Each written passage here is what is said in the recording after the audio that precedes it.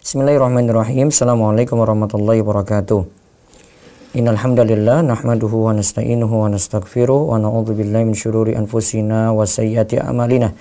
May yahdihillahu fala mudilla lahu wa may yudlil fala hadiyalah wa asyhadu an la ilaha illallah wahdahu la syarikalah wa asyhadu anna sayyidana Muhammadan abduhu wa rasuluh. Allahumma shalli ala nabiyyina Muhammad wa ala alihi wa man tabi'ahum bi ihsan ila yaumiddin. Allahumma inna nas'aluka ilman nafi'a wa rizqan thayyiba wa amalan mutaqabbala. Puji syukur kita panjatkan pada Allah.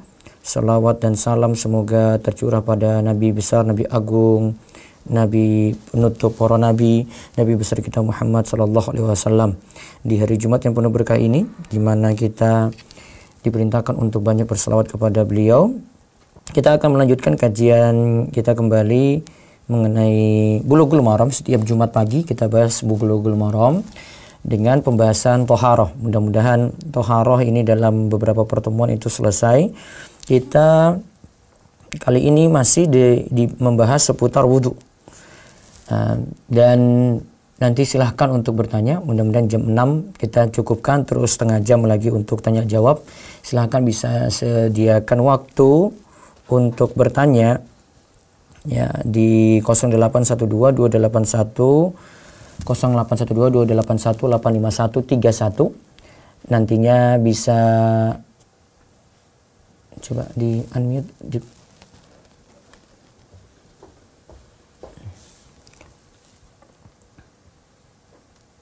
ya. Nantinya kita bisa mempelajari di sini kali ini tentang tata cara wudhu. Lanjutan sebenarnya dari yang kemarin, hadis pokok tentang wudhu sudah kita pelajari. Kemudian kita sisa mempelajari hal-hal yang terkait penyempurna ya, karena hadis pokoknya itu pada hadis Humron dari Utsman. Nah sekarang kita lihat dari hadis 34. Bagi yang ingin dapatkan artikel atau panduan dari wudhu ini, silakan buka di rumahisa.com. Ada di bagian halaman pertama, halaman home. Di situ ada di bagian bawah artikel utama itu ada list artikel Bulughul Maram. Nah, nanti cari dengan judul Bulughul Maram tentang wudu. Ya, cari dengan judul Bulughul Maram tentang wudu. Nah, di situ Anda semuanya dapat mendownload PDF-nya bahkan dan lihat catatan lengkapnya dalam website. Kalau tidak mau download PDF, ya, silahkan pelajari dari teksnya saja, itu sudah mencukupi. Dan pembahasan sebelumnya kita sudah punya video, walaupun mungkin nanti saya cek sudah di-upload ataukah belum. Kemudian artikelnya sudah ada, jadi lengkap barengan seperti itu. Nah, baik, itu yang perlu diperhatikan dan kami ucapkan terima kasih pada rekan-rekan Artivisi dan Zoom Khobar Islam Academy serta dari tim Rumahisa TV yang menyiarkan kajian pagi ini. Baik, monggo bisa dibaca. Kita mulai hadis ke-34. Sekarang kita masuk mengusap kepala. Ya, tentang masalah mengusap kepala cukup sekali. Ya, baca. Hadis ke-34. Dari Ali radhiyallahu anhu, ia berkata tentang tata cara wudu Nabi sallallahu alaihi wasallam dan Rasulullah sallallahu alaihi wasallam mengusap kepalanya dengan sekali usap. Hadis riwayat Abu Dawud, Tirmizi, An-Nasa'i dengan sanad yang sahih. Nah, sini Nabi sallallahu alaihi wasallam itu mengusap kepalanya dengan sekali usap, kata ya Ali. Di mana disebutkan tentang cara wudhu Nabi Shallallahu Alaihi Wasallam, wa masaha bi ra'si wahidatan. Rasulullah Shallallahu Alaihi Wasallam mengusap kepalanya itu satu kali. Ya, di sini jelas ya hadisnya satu kali. Hadisnya riwayat Abu Dawud, Tirmizi, An-Nasa'i, sanadnya sahih. Catatan dari Syekh Abdullah Fauzan juga hadis ini sahih. Nah, coba kita lihat tentang jumlah ini. Satu kali tadi kita lihat faedah hadisnya. Hadis ini menunjukkan bahwa kepala diusap sekali saja, tidak 3 kali sebagaimana basuhan lainnya. Inilah pendapat jumhur atau mayoritas ulama, yaitu Hanafiyah, Malikiyah, dan yang sahih dari Hambali. Sedangkan ulama Syafi'iyah menyatakan bahwa mengusap kepala itu 3 kali. Nah, yang berbeda di sini ulama Syafi'iyah, yang di negeri kita itu biasanya mengusap kepala itu 3 kali. Ya, mengusap kepala itu 3 kali. Sedangkan mayoritas ulama Hanafiyah, Malikiyah, yang sahih dari Hambali itu mengusapnya 1 kali usapan. Nah, sekarang kita lihat catatan. Membasuh dan mengusap anggota wudhu 3 kali bukanlah wajib dalam mazhab Syafi'i. Masih bisa dilakukan sekali atau 2 kali, seperti itu boleh. Namun lebih afdolnya melakukan 3 kali. Adapun lebih dari 3 kali itu dimakruhkan. Nah, jadi lebih dari 3 kali dimakruhkan ya. Ya, di sini hindari lebih dari 3 kali, 4 kali, 5 kali gitu. Jadi paling minimal 1 kali tadi kalau dalam mazhab Syafi'i. Dia mau tambah 2 kali, kalau mazhab Syafi'i boleh 3 kali, itu yang lebih afdol. Ya. Namun para ulama sepakat bahwa yang wajib, ingat ya, yang wajib para ulama sepakat untuk mengusap kepala itu adalah sekali. Sekarang kita lihat hadis ke-35, monggo.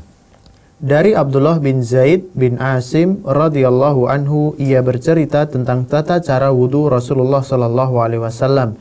Rasulullah sallallahu alaihi wasallam mengusap kepalanya dengan kedua tangannya dari depan ke belakang, lalu kembali lagi ke depan. Muttafaqun alaih. Ya, Rasulullah sallallahu alaihi wasallam mengusap kepalanya. Ya, ini ya dari Abdullah bin Zaid.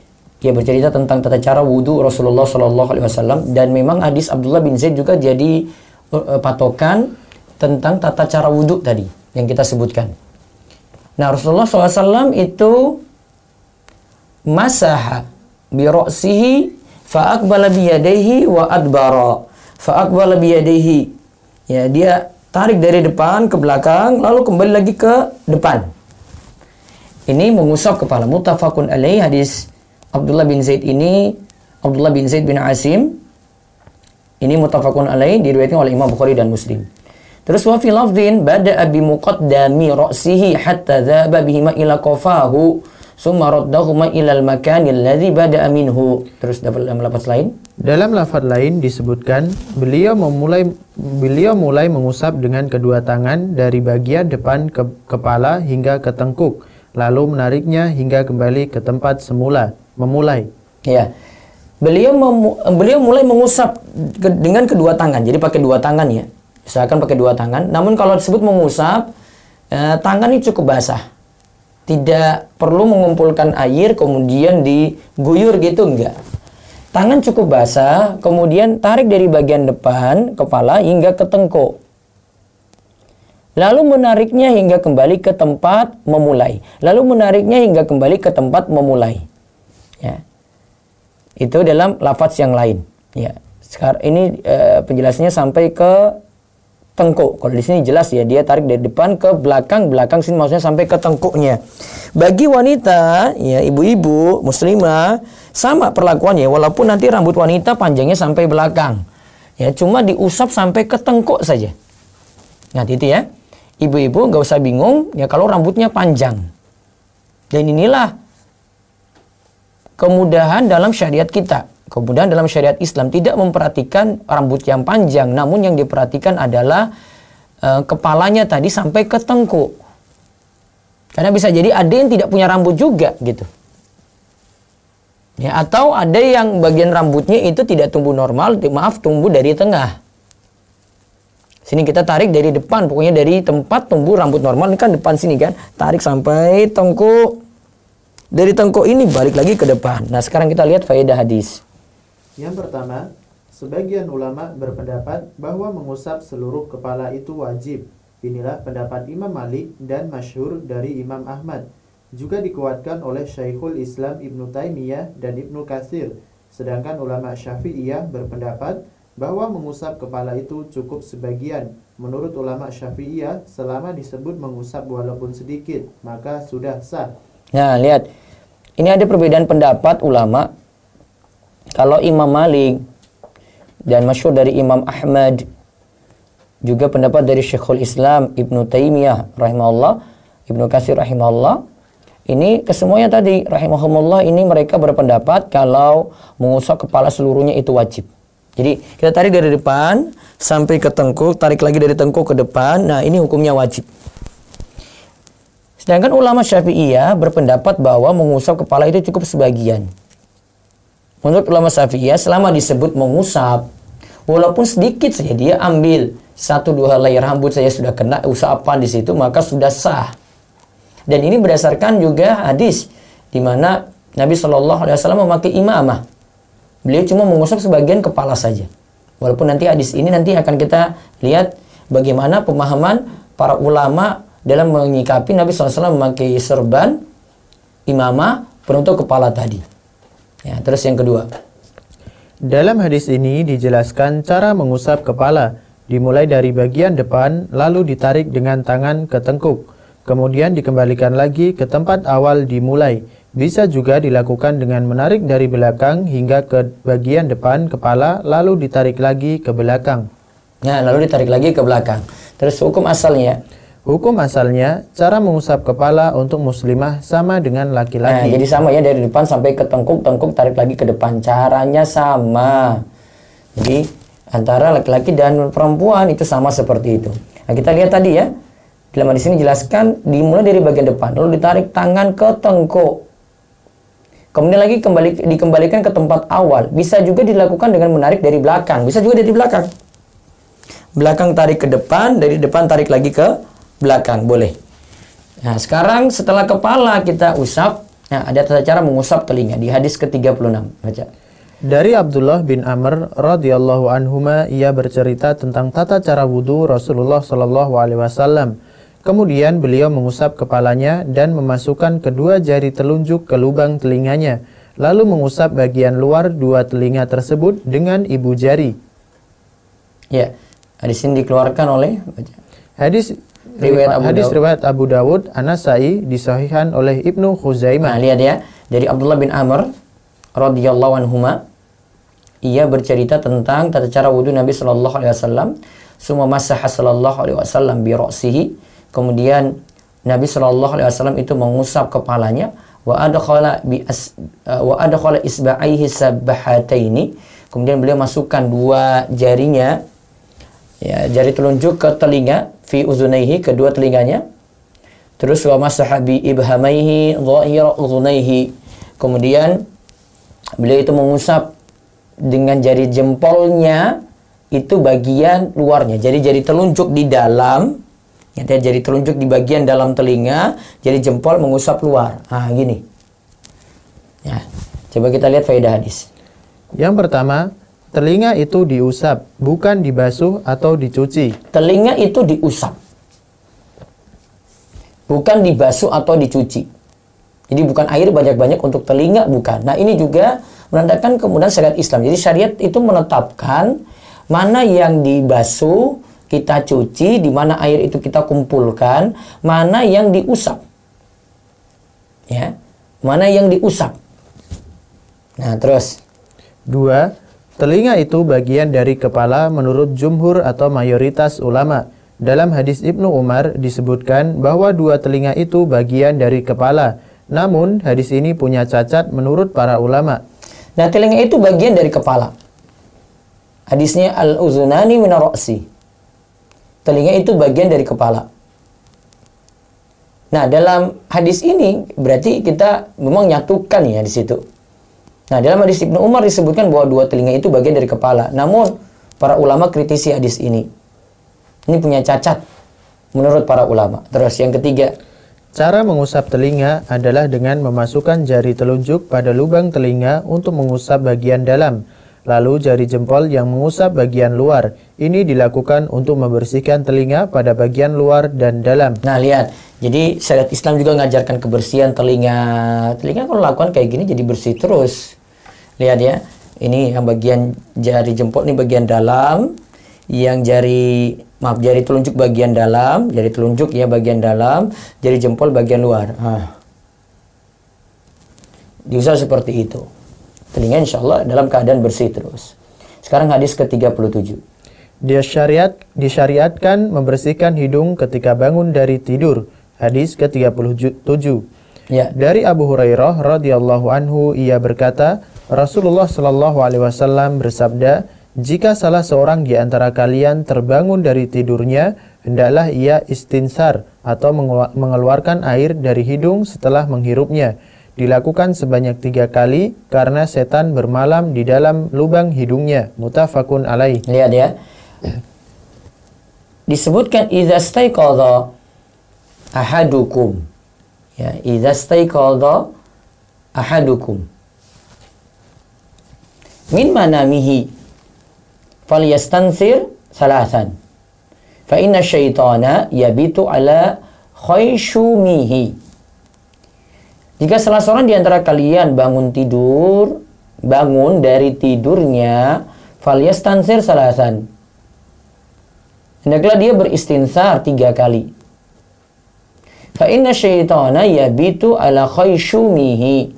Karena syaitan itu yabit, bermalam di lubang hidungnya. Sehingga tadi disyaratkan untuk menghirup air ke dalam hidung dan mengeluarkannya. Nah, itu hikmahnya.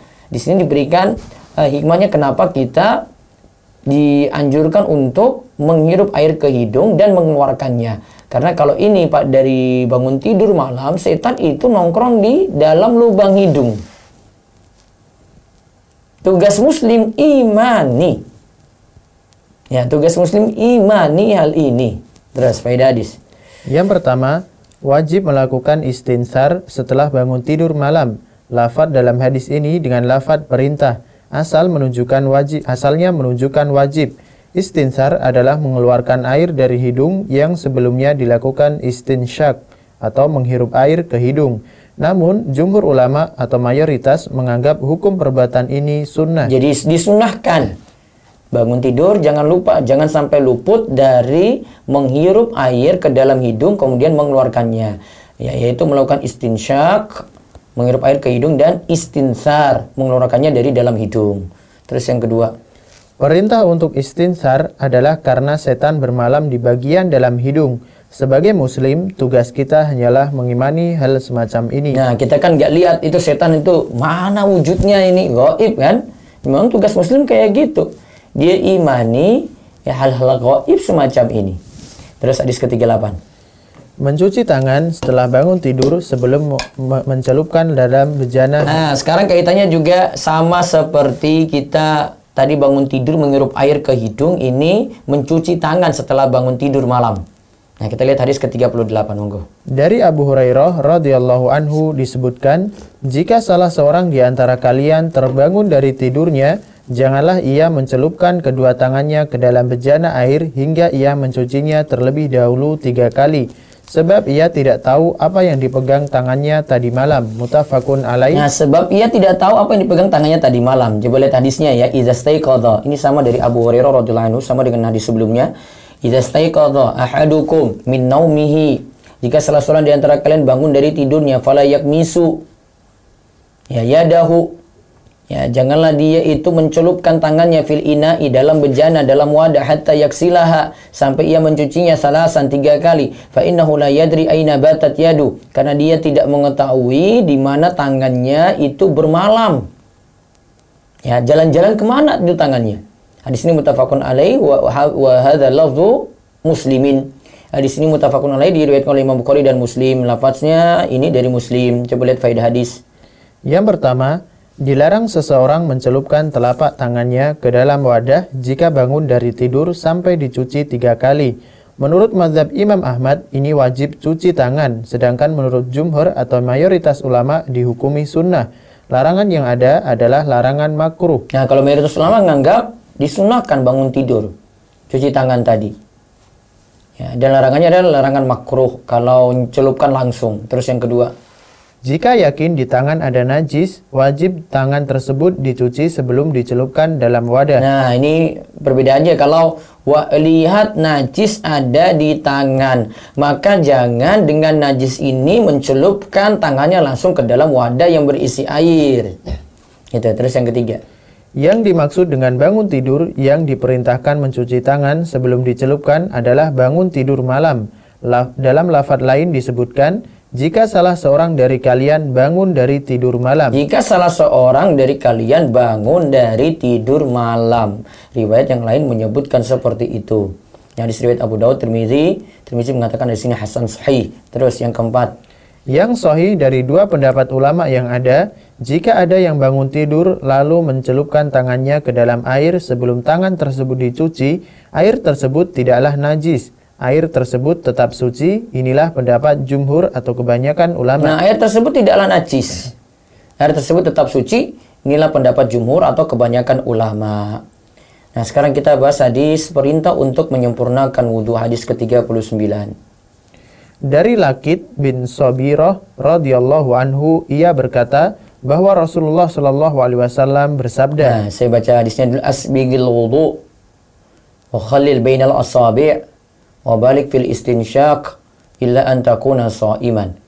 Akhrajal arba'a wa sahih Ibnu Khuzaimah wa li Abi Dawud fi riwayatin idza tawadda'ta famadmid.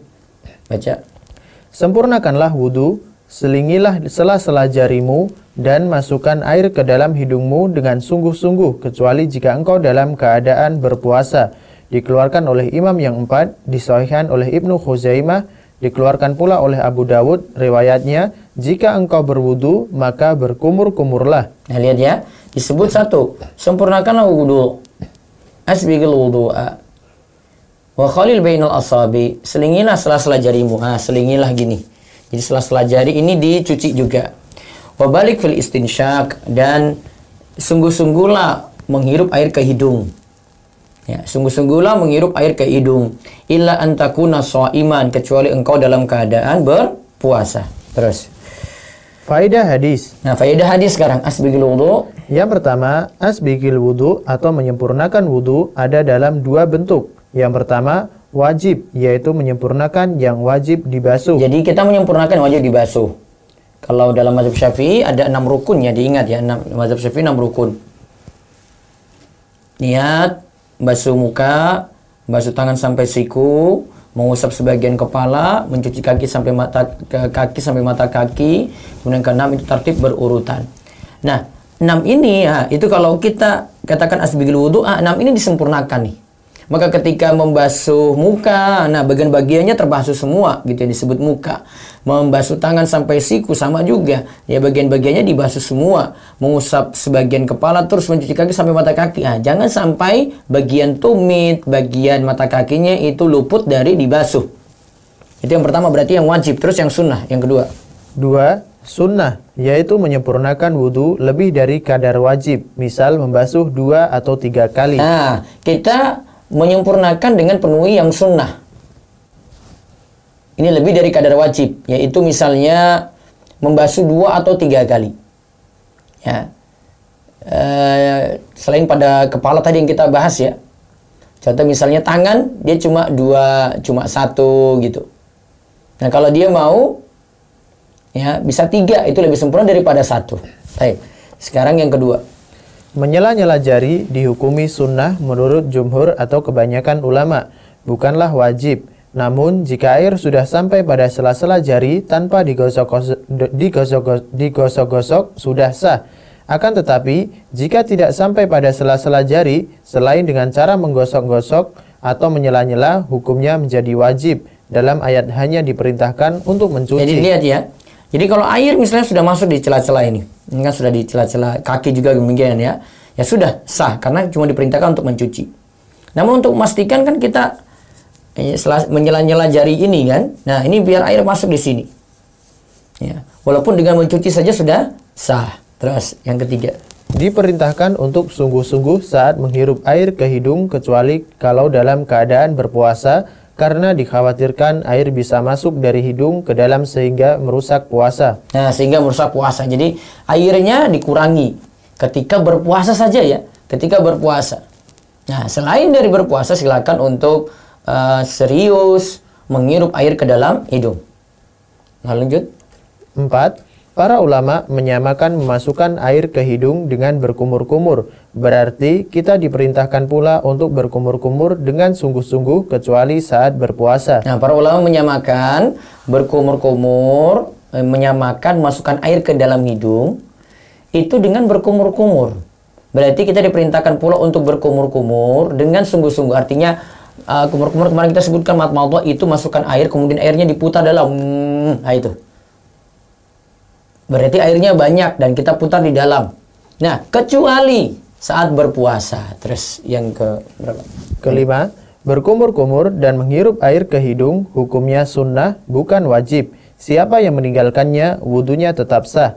Inilah pendapat Imam Malik, Syafi'i, salah satu pendapat dari Imam Ahmad dan dipilih oleh Ibnu Munzir. Nah, dipilih oleh Ibnu Munzir dan yang lainnya tadi Ya, termasuk mazhab Syafi'i menganggap berkumur-kumur menghirup air ke hidung itu sunnah. Ya kalau mau menyempurnakan ya kita pakai berkumur-kumur dan menghirup air ke hidung. Terus ke-6. Para ulama berdalil dengan hadis ini adanya kaidah saddaz dzara'i, yaitu mencegah hal mubah menuju suatu yang diharamkan, karena Rasul Shallallahu Alaihi Wasallam melarang berlebih-lebihan saat istinsyak, memasukkan air ke hidung. Berlebih-lebihan di sini dapat merusak puasa, maka terlarang. Nah, satu dzara'i mencegah hal yang mubah, ya, menuju suatu yang diharamkan. Jadi ini jadi perantara yang mubah ini. Itu dicegah. Berkumur-kumur, iya boleh. Namun kalau ini sampai akan membatalkan puasa dengan air terlalu banyak, termasuk juga menghirup air ke hidung, juga air terlalu banyak, nah maka dapat membatalkan puasa, maka dicegah. Kecuali dalam keadaan puasa itu dikurangi. Nah itu kaidah dari hadis ini, kita sudah belajar kaidah juga. Satu dzara'i. Terus. 7. Dari hadis ini juga kita simpulkan kaidah darul mafasid aula min jalbil masalih, yaitu mencegah kerusakan lebih utama dari meraih maslahat. Bersungguh-sungguh saat istinsyak itu suatu maslahat, namun jadi bermasalah jika hal itu dilakukan saat berpuasa, maka berlebih-lebihan ini dilarang. Maslahat ini ditinggalkan, tetap istinsyak saat berpuasa tetapi tidak berlebihan. Nah, tetap kita menghirup air ke hidung, tetap berkumur-kumur saat puasa. Tapi dikurangi kadarnya. Ya, karena kaidah dari hadis ini juga kita simpulkan darul mafasid, mencegah kerusakan, aula min jalbil masalih. Darul mafasid aula min jalbil masalih. Mencegah kerusakan itu lebih didahulukan daripada meraih maslahat. Ya, daripada meraih apa? Maslahat. Ya, maslahatnya tercapai. Dia tadi beristinsyak, berkumur-kumur, iya maslahat tercapai. Namun itu lebih baik dicegah. Ya, karena nanti akan timbul kerusakan apa? Batalnya puasa kalau airnya itu banyak. Baik, terus kita lihat lagi hadis ke-40. Hukum menyela-nyela jenggot. Nah, ini yang punya jenggot ini ada anjurannya lagi. Dari hadis ke-40, wa an Utsman radhiyallahu anhu anna Nabiy sallallahu alaihi wasallam kana yukhallilu lihiyatahu fil wudu. Akhrajahu Tirmidzi wa Sahih Ibnu Khuzaimah. Baca. Dari Utsman radhiyallahu anhu, Nabi sallallahu alaihi wasallam menyela-nyela air ke jenggotnya ketika berwudu. Hadis riwayat Tirmizi disahihkan oleh Ibnu Khuzaimah. Ya. Kita lihat faedah hadis. Faedah hadis yang pertama, takhlil pada jenggot maksudnya adalah memasukkan jari saat menyela-nyela jenggot sehingga air masuk sampai pada pangkal rambut. Nah, lihat ya. Takhlil lihiyah. Yukhallilu lihiyatahu. Takhlil pada jenggot maksudnya adalah masukkan jari saat menyela jenggot sehingga air itu masuk sampai pada pangkal rambut. Ya, terus 2. Disyariatkan menyela-nyela jenggot ketika wudhu. Ini berlaku jika jenggot lebat atau menutupi kulit. Nah, jika jenggotnya lebat, menutupi kulit. Ya, terus. Adapun jenggot yang tipis, yang tidak sampai menutupi kulit, maka wajib dicuci, termasuk pula kulitnya. Nah, termasuk pula kulitnya dicuci. Ya, terus. 3. Menurut Ibnul Qayyim, menyela-nyela jenggot di sini dilakukan oleh Nabi Shallallahu Alaihi Wasallam kadang-kadang. Jadi yang sesuai sunnah adalah kadang dilakukan dan kadang ditinggalkan. Nah, jadi kadang dilakukan, kadang ditinggalkan. Ini menurut Imam Ibnul Qayyim.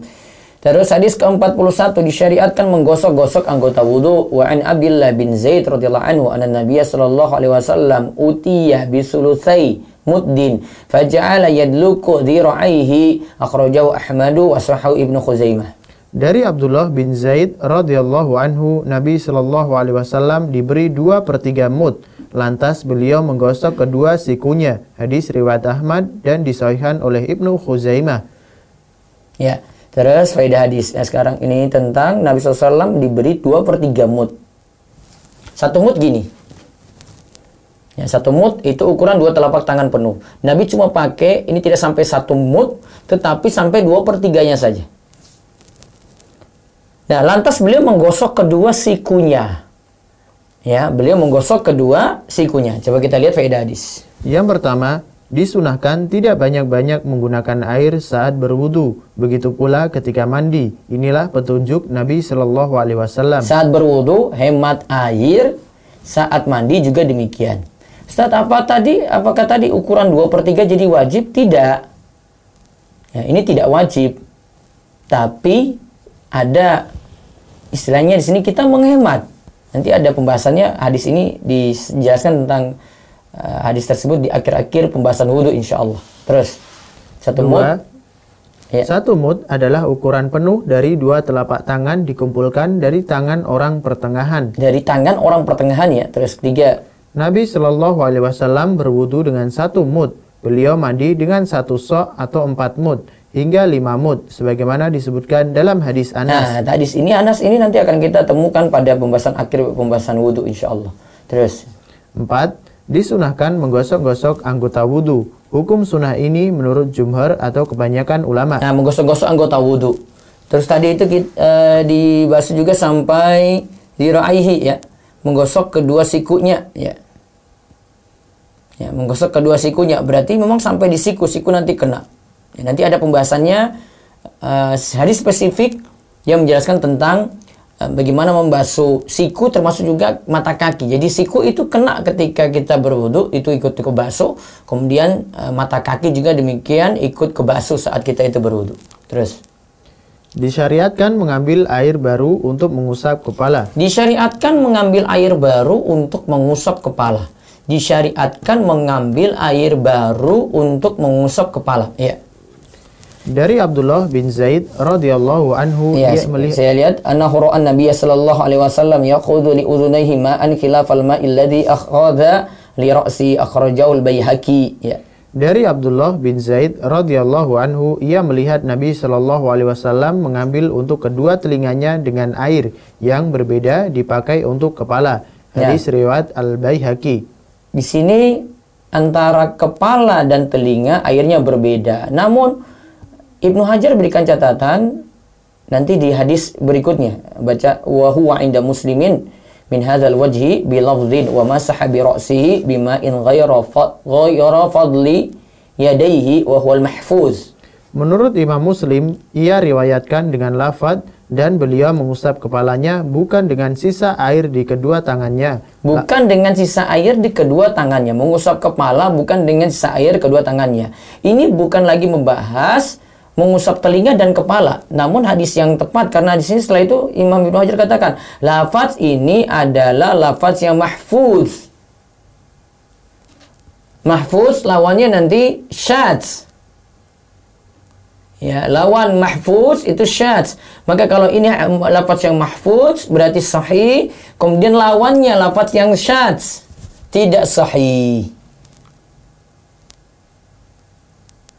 Jadi yang sahih itu Nabi Sallallahu Alaihi Wasallam mengusap kepala bukan dengan air sisa tangan.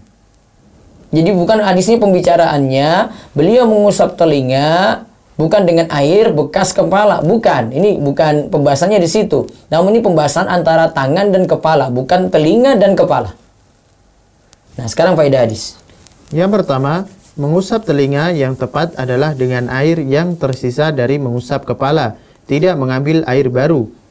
Ya, mengusap telinga yang tepat adalah dengan air yang tersisa dari mengusap kepala, tidak mengambil air baru.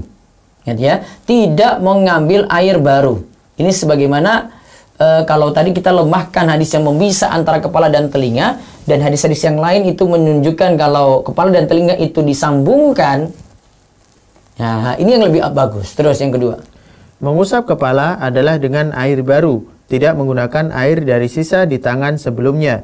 Tangan adalah anggota wudhu yang berdiri sendiri, berbeda dari kepala. Inilah pendapat jumhur atau kebanyakan ulama. Jadi air dari tangan, ya, tadi basuh tangan sampai siku, ya itu tidak dipakai lagi untuk mengusap kepala. Ambil lagi air yang baru.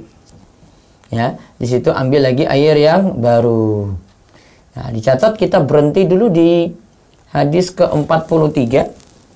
Ya, hadis ke-43 sampai 57. Insya Allah kita bahas di pertemuan berikutnya. Nah, itu sudah masuk tentang keutamaan berwudu ya. Nanti dari cahaya dari bekas wudhu hadis ke-43 sampai nanti 57 insya Allah kita bahas di pertemuan terakhir. Kita jadikan pertemuan terakhir untuk pekan depan biiznillah. Baik, demikian yang kita bahas. Para pemirsa, ini sudah jam 6, kita punya waktu 30 menit untuk bertanya jawab. Bisa manfaatkan, ada nomor telepon di layar yang nonton langsung di live channel Romeso TV. Ada di layar itu tulisan nomor WA ataupun HP di 0812 281 85131. Kemudian bisa manfaatkan telepon. Ya, saya baca WA, nanti dibacakan WA. Kalau ada yang masuk silakan. Nanti Zoom juga siap-siap. Kami ingatkan nanti malam khusus kajian anak muda atau mau orang dewasa juga bisa. Biasanya orang-orang tua juga pada ikut hadir karena ingin anak-anak putra-putrinya itu menikah dengan muda. Mudah-mudahan kami bisa membantu sebagai perantara dalam hal ini di Biro Jodoh Romeso. Dan malam ini kita buat seperti seminar. Pelajaran malam ini tentang kapan nazar. Ya, kapan nazar. Nah, itu bisa diikuti, mudah-mudahan dapat ilmu yang manfaat. Ya, silakan jika WA dulu silakan. Ustadz, mengenai wudhu bagian kepala, mengusap kepala dari bagian depan ke tengkuk dan dikembalikan ke bagian depan. Bagaimana dengan wanita yang menjepit rambutnya jika berwudhu? Rasanya sangat sulit melakukan gerakan wudhu seperti itu. Bolehkah hanya sebagian depan kepala saja yang diusap air karena terhalang jepitan rambut? Baiknya jepitannya dilepas kalau jepitannya terlalu menghalangi ya. Jadi biar mudah tarik dari depan sampai ke tengkuk. Kalau dia punya ikatan saja, nggak masalah sih, cuma menyentuh. Dia tidak mesti lepas. Kalau ada ikatannya di sini di belakang gini ya, dia pakai nggak masalah. Yang penting kepala sampai ke tengkuk itu tercapai. Ya, memang asalnya sih dari depan sampai ya tengkuk. Itu saya selalu sarankan seperti itu. Walaupun saya selalu menyebutkan pendapat Syafi'iyah tadi yang memerintahkan cuma sebagian kepala saja. Namun saya selalu sarankan pokoknya lebih bagus sempurna. Ya, lebih bagus sempurna untuk ini. Baik, ada telepon? Baik, lewat WA lagi. Bagaimana hukumnya membasuh telinga ketika telinga sedang terluka? Apakah dengan membasuh telinga bagian luar dan bagian dalam yang agak mendekati bagian luar, sahkah wudhunya Ustadz? Sah. Wah, seandainya karena kondisi itu pun dia tinggalkan, ingat mengusap telinga itu dihukumi sunnah, bukan wajib. Ya, mengusap telinga itu dihukumi sunnah, bukan wajib. Ya, terus. Ada telepon Ustadz. Ya, silakan. Belum masuk. Ya, assalamualaikum. Assalamualaikum. Dengan siapa ini? Belum masuk. Sebentar Bu, sebentar. Iya, ya. Saya menyambung dengan pertanyaan yang barusan tadi. Kalau perempuan itu kan memang harus dari depan ke belakang, kemudian kalau kita ke depan. Itu kan rambutnya, kalau kita kan rambutnya panjang Ustaz. Kalau mau ditarik nanti ke depan itu kan bisa merusak rambut atau memekarkan rambut. Bisa nggak tepuk-tepuk yang mulai di tengkuk, kemudian menuju ke kaki kita tepuk gitu Ustaz? Kan nggak disuruh alirkan Bu, cuma tangan kan terles basah. Tangan cuma basah, terus seperti kayak ibu sentuh saja gitu. Disentuh, diusap, ke belakang. ke depan itu nggak ditekan. Oh enggak mesti. Iya. Ini enggak disuruh tarik sehingga semua ikut naik ke atas, itu enggak. Tersentuh saja itu sudah masuk di sini ya. Apalagi kalau pakai pendapat mazhab Syafi'i yang tadi cuma sebagian. Iya, yang penting ada yang menyentuh kepala itu sampai tengkuk, tarik lagi ke depan. Jadi nggak disuruh tekan. Ini beda dengan bagian ini ya, tangan sampai siku. Itu kan ya, kita tekan gini kan, biar air itu ngalir pasti ya kan. Kalau ini seandainya ada bagian kanan kiri rambut ibu ini nggak terjangkau karena kita tarik gini kan. Dari depan ke belakang ya, di bagian kanan kiri ini yang di samping telinga ini kan biasanya nggak kejangkau. Nah itu nggak masalah. Itu nggak disuruh detail di situ nggak. Ya, gitu ya. Iya. Kalau seandainya kemarin perempuan itu kan Ustaz bilang kalau pakai dia pakai jilbab, kemudian di tempat umum takut kelihatan, jadi ambil. Saya belum jelas Ustaz, maksudnya gitu. Jadi ambil tangannya basah. Nah, tangannya basah, terus bagian bawah jilbab. Jadi ibu punya jilbab, ibu masukin tangan di bawah jilbab tuh. Di depannya diusap nggak Ustaz? Iya, ini bagian dari depan, ibu masukin di bagian depan bawah jilbab, masuk gitu aja, sudah tersentuh rambut, sah. Oh, gitu. Iya, itu karena memakai pendapat mazhab Syafi'i, dia mengusap sebagian kepala. Iya. Bukan mengusap jilbab di luar, bukan. Tangan awal-awal wudhu setelah kita bilang bismillah, Heeh. cuci Iya. tangan itu harus 3 kali juga nggak Ustaz? Mencuci tangan haruskah 3 kali juga ataukah sekali? Afdolnya 3, batasannya 3. Namun kalau sekali sah. Bisa nyalakan kita nggak Ustaz? Nah, cuci tangan biasa. Ambil keran, nyalakan keran gini aja sudah. Oh gitu aja nggak Iya. usah yang total. Enggak. Ustaz, saya pernah mendengar kalau mau ke kamar mandi itu sunahnya ada memakai tutup kepala dan sendal. Karena kenapa pakai tutup kepala? Karena biar nggak dikencingi setan. Apakah itu betul ya? Enggak kayak gitu kan, karena kita sudah masuk kamar mandi itu kan sudah baca Allahumma inni a'udzubika minal khubuthi wal khaba'is. Terus awali lagu dengan bismillah ya. Bismillah itu menutupi setan supaya tidak ganggu. Kemudian itu juga akan menghindari setan dalam kamar mandi, sudah. Enggak, yang menyatakan dikencingi kayak gitu kepalanya itu bawa dalil, itu harus bawa dalil. Ini masalah gaib, nggak bisa main-main dengan dia menyatakan saja, nggak boleh. Terus benar-benar bawa dalil di situ. Karena mau meyakini ini benar nggak ya? Nah, itu harus dengan dalil. Ini nggak terlihat. Nyatakan kayak gini harus dengan dalil. Kaki juga sama tadi itu, nggak harus. Ustaz, satu lagi, Iya. hitungan kaki itu telapak kaki sampai punggung, kemudian sampai mata kaki, kemudian sela-sela itu hitung 1 itu Ustaz ya? Iya. Langsung diulang lagi seperti itu lagi 2, diulang lagi seperti itu lagi 3 gitu. Oh iya. Yaudah. Ustaz, ada videonya di rumah Iso khusus untuk wudhu Ustaz? Dalam ini animasi. Kita punya animasi, iya animasi di channel Rumah Iso TV itu ada. Ada juga di channel Rumah Iso TV ini di Rofif Kids-nya, anak-anak itu ada. Tata cara wudhu anak-anak langsung. Terima kasih, Ustaz. Iya. Assalamualaikum warahmatullahi wabarakatuh. Waalaikumsalam warahmatullahi wabarakatuh. Baik, baca WA lagi. Zoom siap-siap ya. Ustadz mau tanya, waktu mau berkumur, airnya dikumpulkan di 1 telapak tangan atau 2 telapak tangan? Kumur-kumur, nah 1 saja. 1, masukin air ke mulut, terus separuh untuk mulut, separuh untuk hidung, dihirup, terus dikeluarkan. Saya ulang, ya. Jadi cukup 1. Ini nggak perlu 2-2 begini ya, terlalu banyak. Ya, karena Nabi SAW saja 1 mud ini saja untuk semua gitu. Untuk semua anggota wudhu itu 1 mud kalau beliau berwudhu, nanti akan ada hadisnya.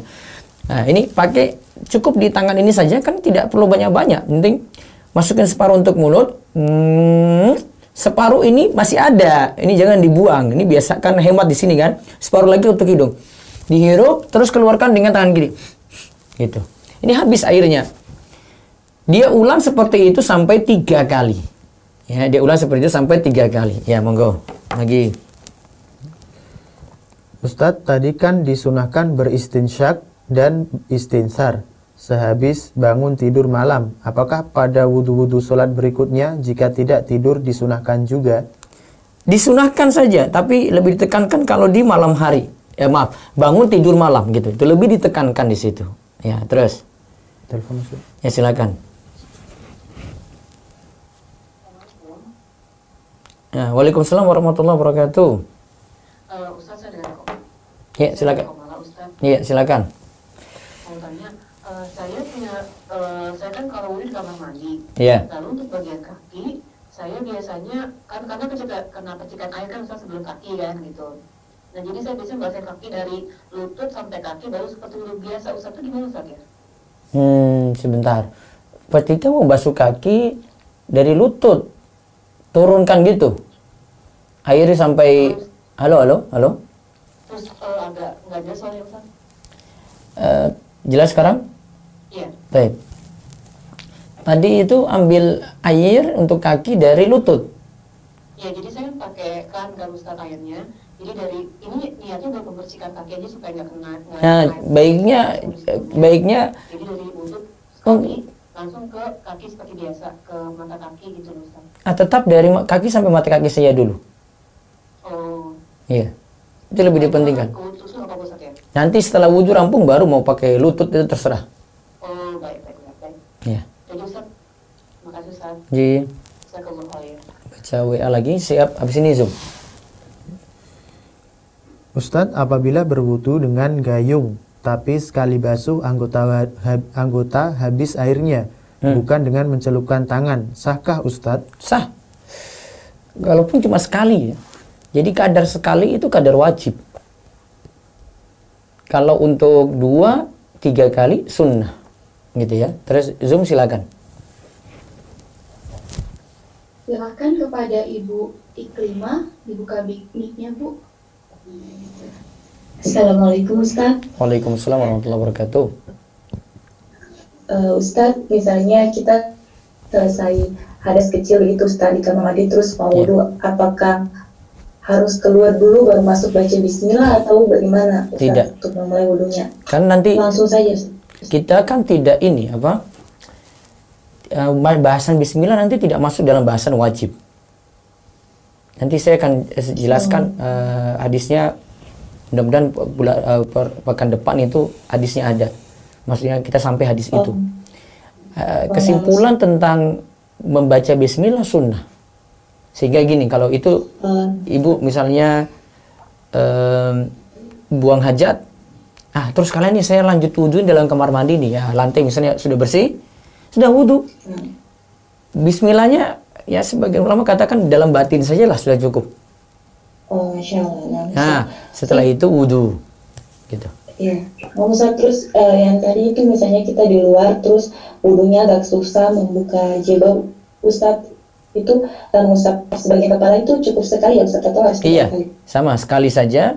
Dia ambil bagian depannya saja gitu. Oh ya, nah Ustaz. Jazakallahu khair Ustaz. Assalamualaikum warahmatullahi wabarakatuh. Waalaikumsalam warahmatullahi wabarakatuh. Baik. Ada lagi di Zoom silakan. Ada Bapak Muhammad Al-Fajri, tafadhol dibuka mic-nya Pak. Assalamualaikum warahmatullahi wabarakatuh Ustaz. Waalaikumsalam warahmatullahi wabarakatuh. Ustaz, tadi kan di hadis Abu Hurairah disunahkan kalau bangun tidur itu disuruh mencuci tangan. Nah, bagaimana ketika kita bangun tidur yakin ada najis, terus kita menyentuh air di dalam bejana yang tidak mencapai 2 kulah, apakah air itu menjadi najis Ustaz? Kalau dalam mazhab Syafi'i jadi najis. Karena jadi hadisnya itu idza kana al-ma'u qulatain idza balagal ma'u qulatain lam yahmilul khaba'ats. Ini sudah hadis ini kita lewati di pembahasan air ya. Jika air itu telah mencapai 2 kula, maka sulit terpengaruh najis. Berarti kesimpulannya jika air di bawah 2 kula, najis itu masuk di situ walaupun tidak ada perubahan, maka air yang di bawah 2 kula ini jadi najis. 2 kula di bawah 200 liter. Air di dalam baskom atau ember yang tidak mencapai 2 kula tadi wajib diganti Ustaz gitu. Iya, jika kemasukan najis. Kalau tidak kemasukan najis, aman-aman saja. Gitu ya. Satu lagi Ustaz. Terus. Apakah boleh menggabungkan niat wudhu sebelum isya dan niat wudhu sebelum tidur? Maksudnya digabung gitu Ustaz. Oh, pakai sekali saja kan nanti untuk sholat saya isya. Tidak. Boleh saja. Kegiatan lagi langsung. Iya, itu kan wudhunya masih ada. Namun kalau mau mengulang lagi, lebih bagus. Sebelum tidur gitu ya, biar lebih segar, lebih ya ada rasa yakin juga saya punya wudhu ketika mau beranjak tidur gitu. Sudah? Sudah Ustaz. Syukuran Ustaz, jazakallahu khairan. Waalaikumsalam. Satu lagi dari Zoom, monggo. Iya Ustaz, saya bacakan lewat chat. Iya. Bismillahirrahmanirrahim. Assalamualaikum. Mohon pencerahannya. Pertanyaan pertama, kadang kami tidak melakukan intisya karena kualitas air kurang baik atau bau putih. Kalau memasak atau minum kami menggunakan air yang dibeli.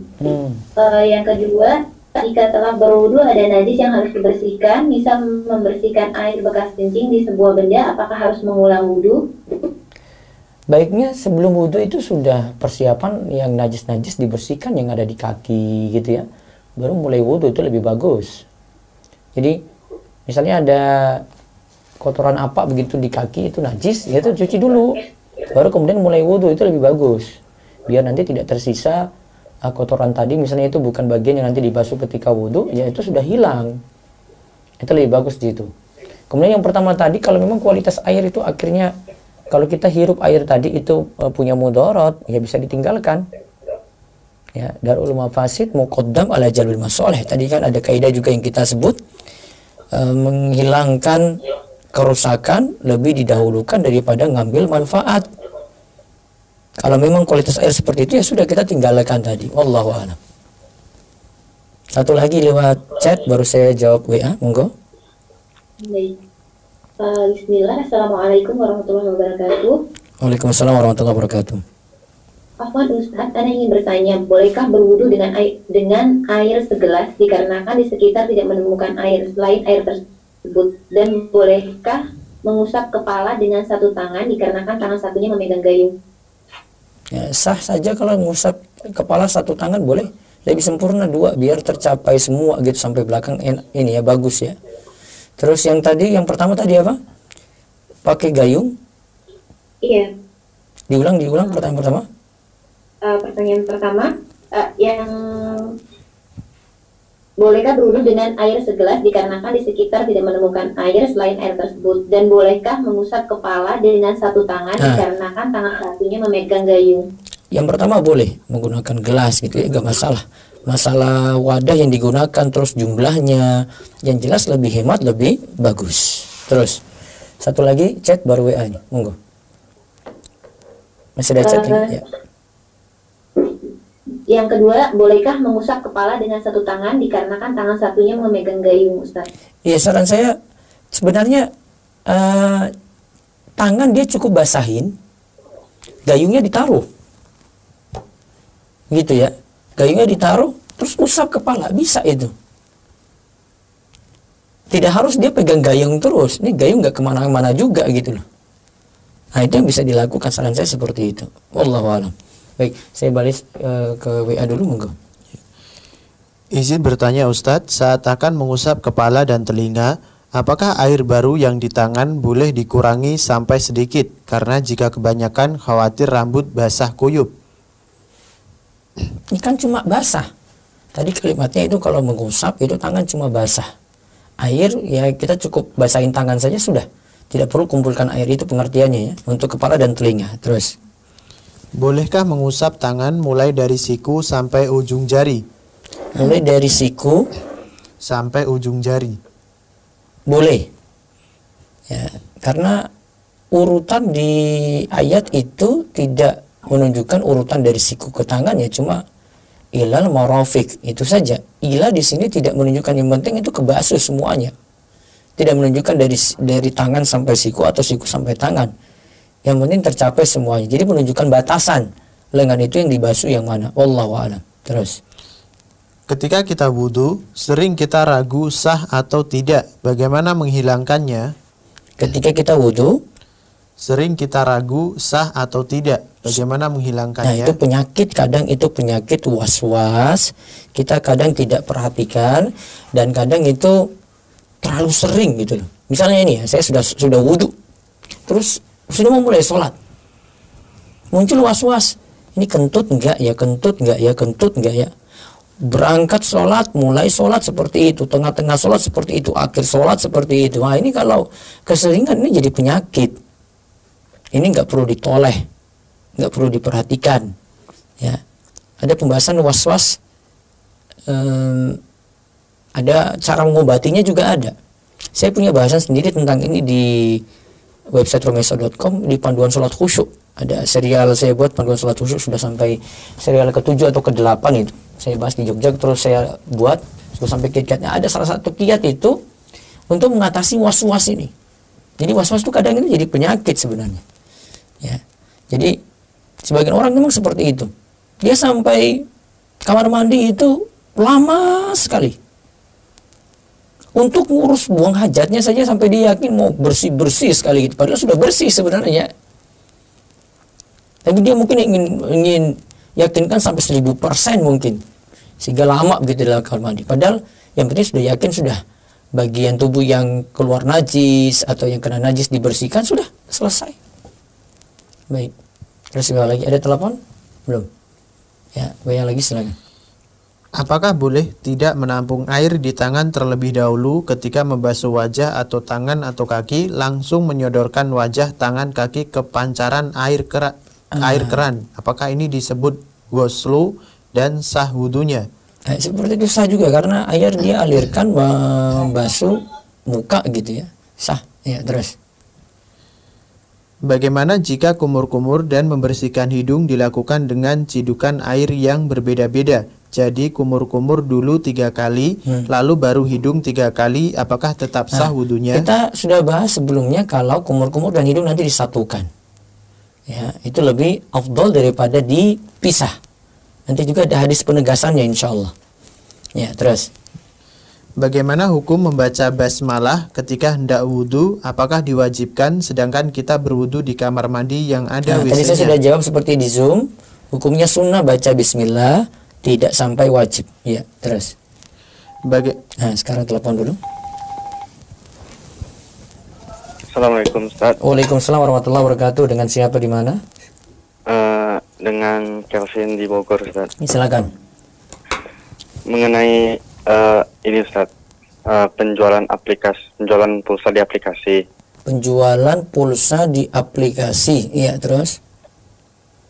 Apakah ini boleh misalnya si A menjadi agen si B, B menjadi agen si C.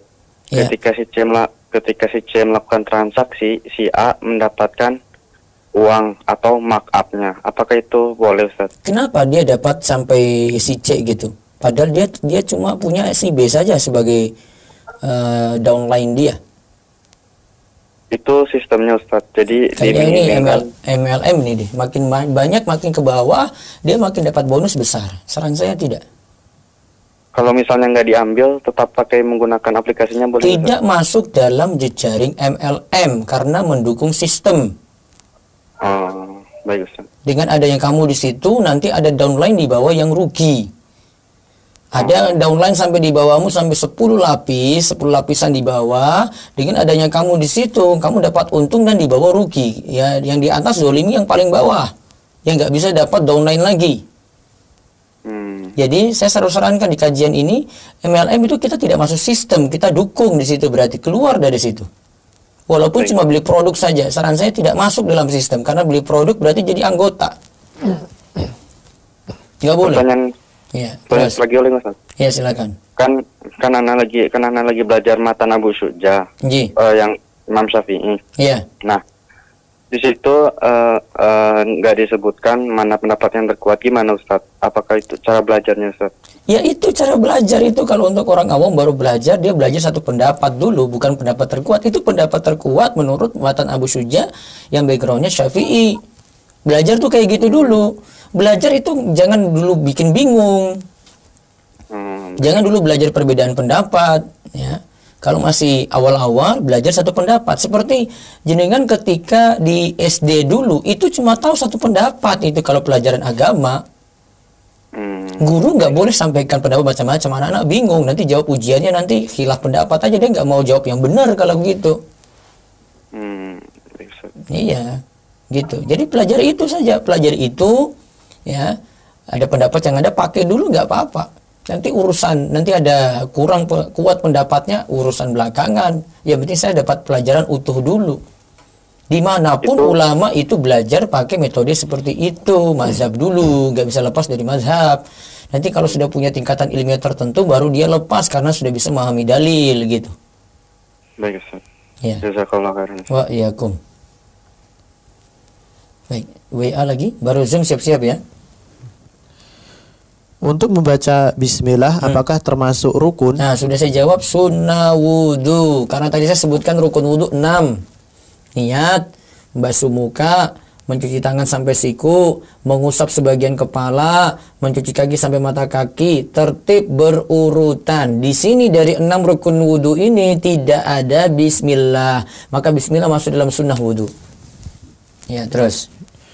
Ustadz, bagaimana dengan wudhu kebanyakan orang yang sudah kita maklumi bersama dengan tata cara wudhu yang tidak sesuai dengan yang Nabi Shallallahu Alaihi Wasallam dan tetap berpegang kepada cara wudhu yang tidak sesuai sunnah? Apakah sholatnya tetap sah? Sah, kalau terpenuhi rukun. Jadi saya ajarkan kepada jamaah, tolong tidak banyak Bapak. Makanya tadi kita kadang sebutkan, oh kepala ada yang sebut 3 kali, ada yang kepala yang sebut 1 kali gitu. Saya sengaja nyebutkan ini biar ada perbedaan dalam satu pendapat ini yang jangan kita sampai hukumi vonis yang berbeda dengan kita itu sampai batal gitu. Oh jangan, karena dia lebihkan misalnya kepala sampai 3 kali itu pun tetap sah. Cuma masalah afdoliyah saja, kepala itu mau diusap sekali ataukah 3 kali gitu.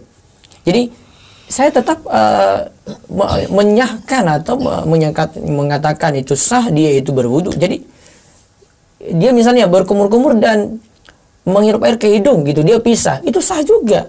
Namun kan kita lagi bahas afdoliyah, makanya saya sarankan kalau mempelajari sesuatu sehingga kalau kita menghukumi orang itu ya, itu tidak berbudah-budahan, pelajari kayak begini tadi itu. Kemudian saran saya juga lebih ke spesifik ke satu pendapat gitu ya, dan pelajari yang mana masuk rukun, mana yang masuk sunnah wudhu. Nah itu lebih tenang kita. Kayak tadi saya jawab pertanyaan itu karena saya sudah tahu, oh ini masuk rukun, oh ini masuk sunnah wudhu. Kalau thoriqoh kita, metode kita, cara belajar kita langsung ke hadis, ya langsung ke hadis tanpa bagi-bagi kayak tadi. Ini sebenarnya kalau kita belajar Bulughul Maram ini bagi saya ini tingkatan advance, ini tingkatan tinggi. Sebenarnya kalau kita pelajari dari kitab-kitab fikih tadi yang tanya seperti Matan Abu Syuja, ya itu lebih enak pembahasannya. Jamaah langsung nangkap apa saja yang dibutuhkan bagi dia gitu loh. Ya, jadi saran saya ada kitab-kitab dasar dari fikih, pelajari itu biar kita tahu, oh ini syaratnya, oh ini rukunnya, oh ini sunnahnya. Kita tidak mudah-mudahan untuk menyalahkan orang lain. Belajar seperti itu. Dan kalau kita mau belajar, jangan tujuannya mau berdakwah dulu. Tujuannya untuk mengangkat kejahilan pada diri kita. Termasuk mungkin ada pendapat yang kita belum tahu, akhirnya kita jadi tahu ketika kita itu belajar. Ya, kan saya pernah sebutkan ada perkataan Syekh Bakar Abu Zaid. Beliau gitu katakan, orang itu ada tiga jengkal untuk mempelajari ilmu. Ada tingkatan yang pertama itu, jengkal pertama itu sombong.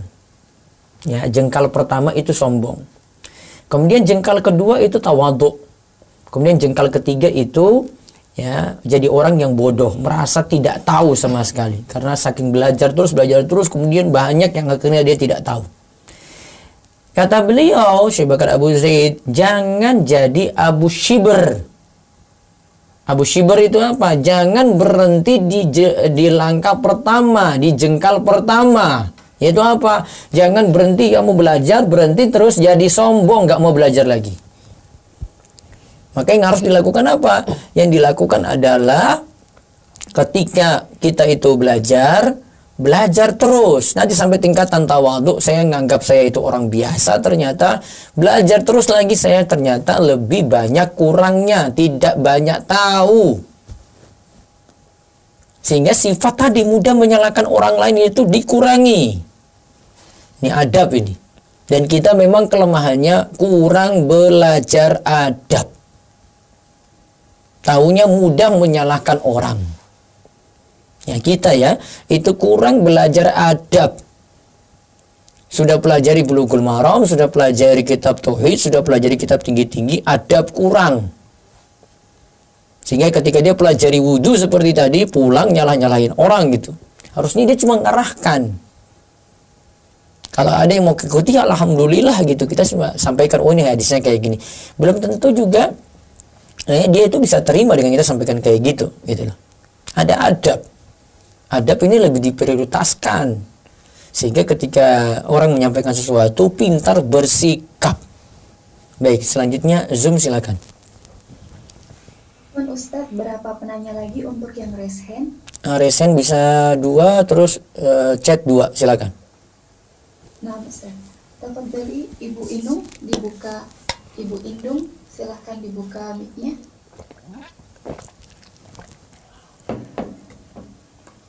Ibu Indung. Baik, kita beralih ke Ibu Nanda Mulyani. Assalamualaikum Ustaz. Waalaikumsalam warahmatullahi wabarakatuh. Silakan. Ustaz, jika kita berwudu tapi kita pakai gayung, jadi pas kita pakai gayung itu tercelup ke dalam air gayung itu apakah sah Ustaz? Setelah bangun tidur apa siang hari gitu? Enggak mau sholat Ustaz. Enggak masalah. Kalau yang ditekankan ketika bangun tidur saja, itu tangan jangan dicelupkan langsung. Oh ya Ustaz. Baik. Baiklah kayak Ustaz. Assalamualaikum warahmatullahi wabarakatuh. Waalaikumsalam warahmatullahi wabarakatuh. Terus satu lagi lewat apa? Raise hand monggo. Silahkan kepada Bapak Faik. Tafadhol dibuka mic-nya Pak. Assalamualaikum Pak Ustadz. Waalaikumsalam warahmatullahi wabarakatuh. Saya mau tanya di luar tema, boleh nggak Pak Ustadz? Nggih. Gini Pak Ustadz, kan adik saya umur 16 tahun, Ya. itu baru meninggal Pak Ustadz. Nggih. Dan itu kalau misalnya dia punya tabungan Pak Ustadz, punya tabungan, terus punya kayak HP dan lain-lain. Kalau misalnya kan katanya kalau sedekah orang yang meninggal itu boleh misalnya diatasnamakan dia. Iya, boleh. Betul. Terus? Nah, kalau misalnya HP-nya misalnya saya diatasnamakan dia diberikan ke saya gitu. Nah, apakah itu menjadi sedekah dia kalau saya belajar gitu Pak Ustadz? Saya misalnya menggunakannya untuk hal yang baik-baik, apa itu menjadi sedekah untuk dia gitu? Iya, yang penting yang gunakan tadi dia niatkan untuk kebaikan, maka jadi pahala mengalir untuk yang meninggal tadi. Oh, nah itu kalau misalnya masih umur 16 itu masih ada orang tuanya itu, apakah itu warisnya itu gimana Pak Ustadz? Apa ada yang ketentuan atau tidak gitu Pak Ustadz? Punya harta waris enggak? Uang atau? Punya atau? Hah? Ada kayak ya uang sedikit lah, berapa juta itu tabungan gitu. Ya sudah, ya itu saja yang dibagi. Itu saja yang dibagi ke ahli warisnya yang berhak menerima. Yang berhak menerima siapa Pak Ustadz kalau misalnya? Yang hidup siapa saja? Orang tua ada? Orang tua 2 sama kakak 1, ini aku saya sama saya. Ya, orang tua sama kakak dapat berarti. Orang tua dan kakak Berarti dapat. nggak ada pembagian. Iya. Nggak ada. Aturannya di mana Pak Ustadz? Nggak ada. Gimana? Aturan pembagiannya gitu, persen. Aturan pembagiannya. Sebentar, kalian nanti dapat sisa. Ibu dapat 1/3. Si saudara laki-laki itu nanti dengan ayah kayaknya.